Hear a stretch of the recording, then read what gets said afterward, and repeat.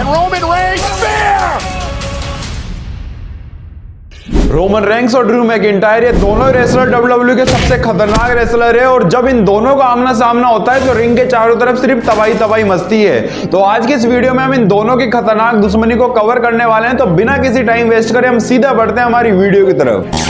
तो दोस्तों इस राइवलरी की शुरुआत तो खुद ड्रू मैकिंटायर ही करते हैं। जब रोमन रेंस रिंग में मैट रिडल का बैंड बजा रहे होते हैं तभी उन्हें बचाने के लिए यहाँ पर ड्रू मैकिंटायर आ जाते हैं और वो तो रोमन के ऊपर ही अटैक कर देते हैं और ड्रू मैकिंटायर खामखा रोमन रेंस से ही पंगा ले लेते हैं। लेकिन रोमन भी उनसे कहां ही कम रहने वाले थे। वो तो इसकी अगली स्मैकडाउन में ड्रू मैकिंटायर से अपना बदला लेने के लिए सीधे रिंग में पहुंच जाते हैं और जाते हैं वहां पर ड्रू मैकिंटायर के ऊपर अटैक भी कर देते हैं। हालांकि यहाँ पर रैंडी ऑर्टन और मैट रिडल उन्हें बचाने के लिए तो आते हैं लेकिन रोमन के भाई तो इन दोनों का भी इलाज कर देते हैं और इन दोनों की हालत यहाँ पर बहुत ज्यादा बिगाड़ देते हैं। और इसके बाद में यहाँ पर रोमन ड्रू मैकिंटायर के ऊपर अपनी भड़ास निकालने लग जाते हैं और उन्हें यहाँ पर इतनी बुरी तरीके से मारते हैं कि एंड में तो यहाँ पर ड्रू मैकिंटायर बेहोश ही हो जाते हैं। और फिर इसके कुछ ही दिनों बाद में WWE सभी रेसलर्स का 6 मैन टैग टीम मैच करवाती है जिसकी एक साइड तो रोमन रेंस की टीम होती है और दूसरी साइड ड्रू मैकिंटायर की टीम होती है। और इस मैच में तो कभी रोमन की टीम ड्रू मैकिंटायर की टीम को मार रही होती है तो कभी ड्रू मैकिंटायर की टीम रोमन की टीम को मार रही होती है। लेकिन फिर एंड में जब ड्रू मैकिंटायर की टीम मिलकर रोमन के भाइयों को मार रही होती है तो रोमन भी गुस्से में आकर पहले तो रैंडी ऑर्टन का इलाज करते हैं और उसके बाद में ड्रू मैकिंटायर को तो सीधा ही टेबल पर फेंक देते हैं। और फिर एंड में तो रोमन इस मैच को खत्म करने के लिए मैट रिडल के एक खतरनाक स्पेयर लगाकर इस मैच को जीत भी जाते हैं। लेकिन इसकी अगली स्मैकडाउन में ड्रू मैकिंटायर तो फिर से रोमन के सामने पहुंच जाते हैं और उन्हें सीधे WWE चैंपियनशिप के लिए चैलेंज भी कर देते हैं। और फिर रोमन गुस्से में आकर जब ड्रू मैकिंटायर पर अटैक करने के लिए जाते हैं